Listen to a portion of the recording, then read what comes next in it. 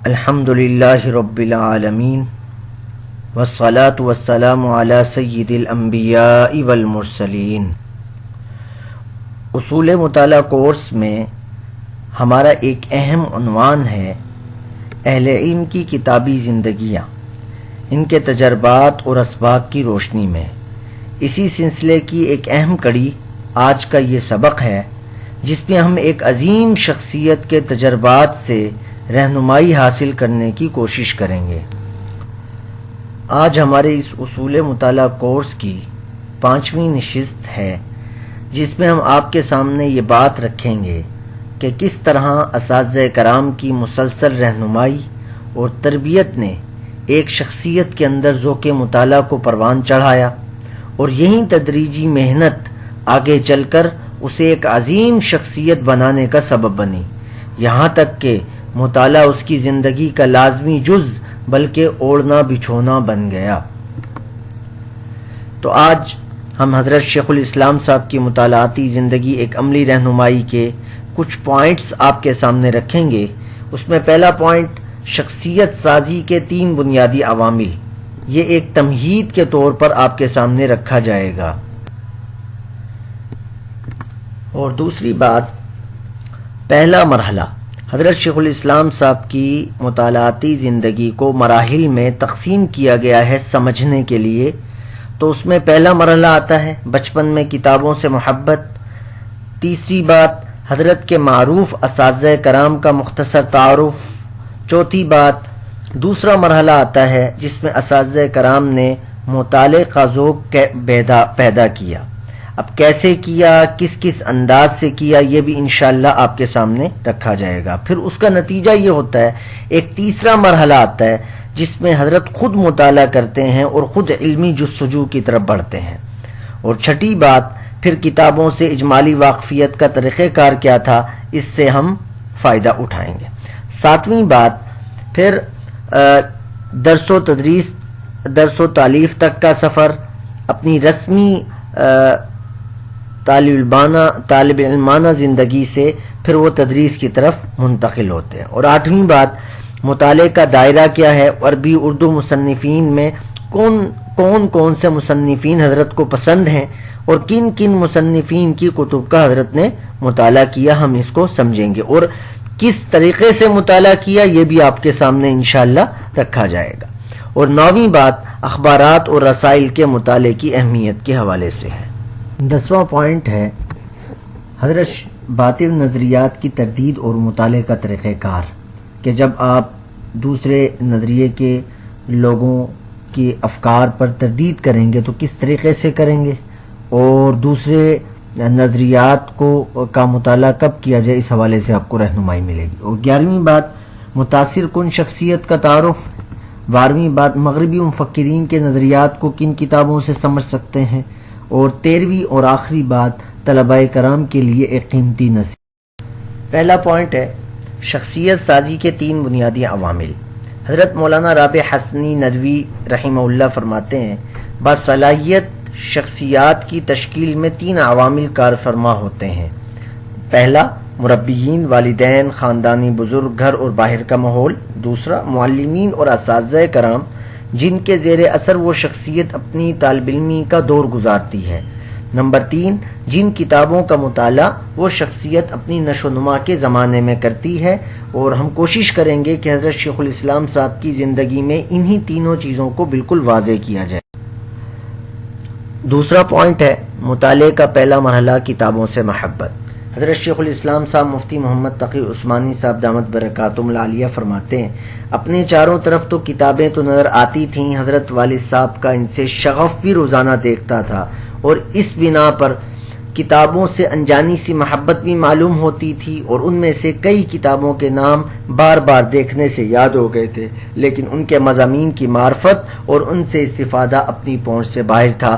تو آج ہم اگر بچے کو کتابوں کا ماحول، کتابوں کی لائبریری فراہم کرتے ہیں اور ماہرین فن کی صحبت میں رکھتے ہیں تو اس سے بچے میں مطالعے کا ذوق پروان چڑھنے لگے گا۔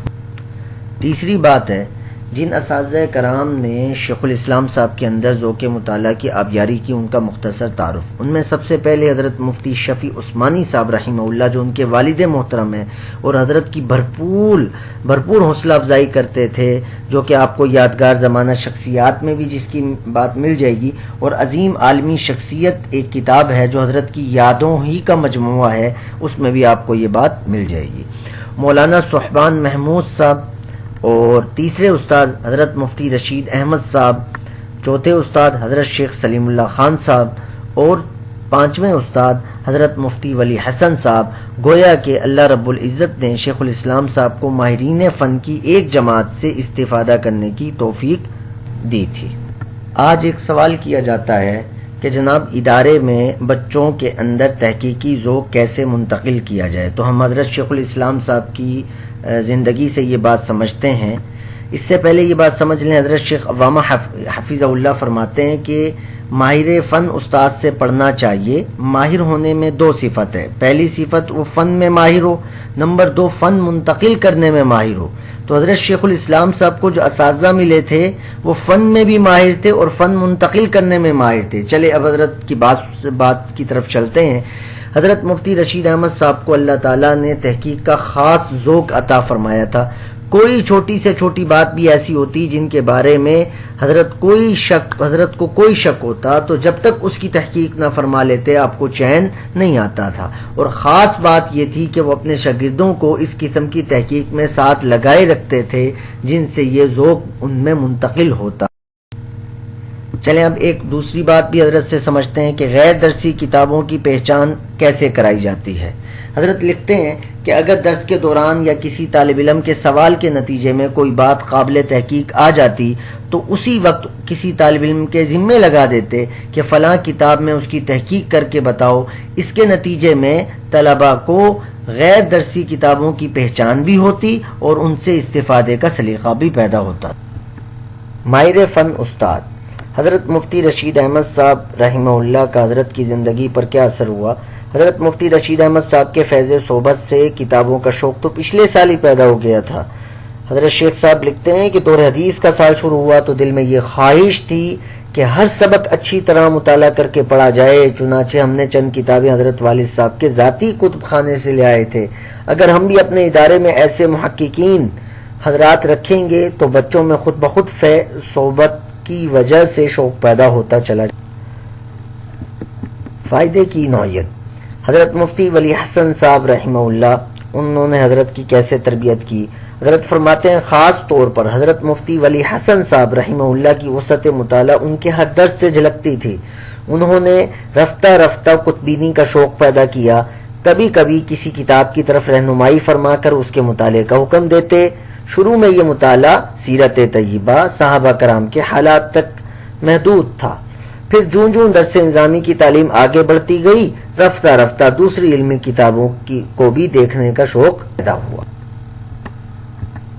حضرت مفتی ولی حسن صاحب اور حضرت مولانا عبدالرشید نعمانی صاحب سے حضرت کو کیا فائدہ ہوا؟ حضرت لکھتے ہیں کہ حضرت مفتی ولی حسن صاحب رحمہ اللہ کے پاس حضرت مولانا عبدالرشید نعمانی صاحب بکثرت تشریف لایا کرتے۔ جب دونوں جمع ہوتے تو ان کا موضوع گفتگو زیادہ تر مختلف کتابوں اور ان کے مؤلفین کا تذکرہ ہوتا۔ اسی سے رفتہ رفتہ یہ جستجو پیدا ہوئی کہ حضرت والد صاحب نے گھر میں کتابوں کا جو ذخیرہ رکھا ہوا تھا اس سے راہ و رسم پیدا کی جائے۔ اسی بات کو سامنے رکھتے ہوئے فقیر نے تبصرے کا ایک موضوع شروع کیا ہے تاکہ بچوں کو زیادہ سے زیادہ فائدہ ہو، کتابوں کے تعارف سامنے رکھے جائیں، اور ادارے کے حوالے سے بھی فقیر کی یہی گزارش رہتی ہے کہ بچوں کے سامنے کتابوں کے حالات، کتابوں کا تعارف، کتابوں کی خصوصیات، کتابوں کا منہج رکھا جائے تو خود بخود ان کے دل میں مطالعے کی طرف رجحان بڑھتا چلا جائے۔ حضرت کے اساتذہ میں سے ایک معروف استاد حضرت شیخ سلیم اللہ خان صاحب رحمہ اللہ ہے۔ حضرت لکھتے ہیں کہ حضرت مولانا سلیم اللہ خان صاحب رحمہ اللہ جامع ترمذی کے درس میں اپنی تقریر پر املا کرایا کرتے تھے۔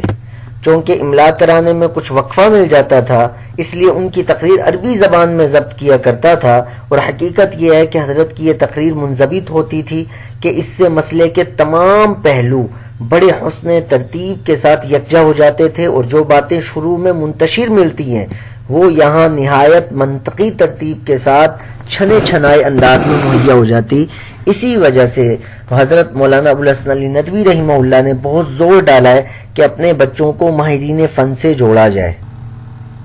تیسرا مرحلہ، پہلا مرحلہ تھا حضرت بچپن میں کتابوں کے ماحول کی وجہ سے محبت ہو گئی تھی. پھر دوسرا مرحلہ تھا اساتذہ کرام نے اس کو پروان چڑھانا شروع کیا. اب یہ اس کا نتیجہ تھا کہ حضرت فرماتے ہیں کہ جمعرات کو گھر پہنچنے اور گھر والوں سے ملنے کے بعد میں کتب خانے کا مطالعہ کرتا. اب طلبہ ایک بات سن لیں کہ جو ابتدائی درجات میں ہیں وہ اسی اصول کو فالو کریں. حضرت یہ فرماتے ہیں کہ میں ہر کتاب کو الٹ پلٹ کر اس کا نام، اس کا موضوع، اس کے مصنف کے بارے میں معلومات حاصل کرتا. فہرست پر نظر ڈال کر جس موضوع سے کچھ دلچسپی معلوم ہوتی اس کا مطالعہ. اس طرح مطالعے کا فائدہ کیا ہوا کہ اس کا فائدہ یہ ہوا کہ آئندہ جب کسی مسئلے کی معلومات حاصل کرنے کی ضرورت پیش آتی تو خود سے یاد آ جاتا کہ یہ مسئلہ کس کتاب میں دیکھنا چاہیے. اس طرح میں نے الحمدللہ رفتہ رفتہ حضرت والد صاحب رحمہ اللہ کی الماریوں میں سے ایک ایک کتاب کا تعارف حاصل کر لیا، اور مجھے یہ معلوم بھی ہو گیا کہ کون سی کتاب کہاں رکھی. مطالعہ کا دائرہ. عربی مصنفین میں حضرت نے کن مصنفین کا مطالعہ کیا؟ ان میں یہ چند مصنفین آپ کے سامنے ہیں. حضرت مولانا سید ابوالحسن علی ندوی رحمہ اللہ، شکیب ارسلان، اسی طرح دیگر مصنفین کے نام بھی آپ کے سامنے ہیں. اردو مصنفین میں مولانا مناظر احسن گیلانی، مولانا سید سلیمان ندوی، مولانا ابوالکلام آزاد رحمہ اللہ. اب حضرت سے یہ سمجھتے ہیں کہ حضرت اردو اور عربی ادب کی کتب سے استفادہ حضرت نے کیسے کیا. حضرت فرماتے ہیں اکابر علماء دیوبند کے علاوہ حضرت مولانا مناظر احسن گیلانی، حضرت مولانا سید سلیمان ندوی رحمہ اللہ، مولانا ابوالکلام آزاد، مولانا شبلی نعمانی رحمہ اللہ وغیرہ کی کتابوں سے میں مضامین سے زیادہ ادب و انشاء اور علمی باتوں کو عام فہم اور ادبی انداز میں بیان کرنے کا طریقہ خاص طور پر دیکھا کرتا تھا. اب حضرت کا ایک دوسرا مرحلہ آتا ہے جس میں رسمی طالب علمی سے تدریس و تالیف کی عملی زندگی میں.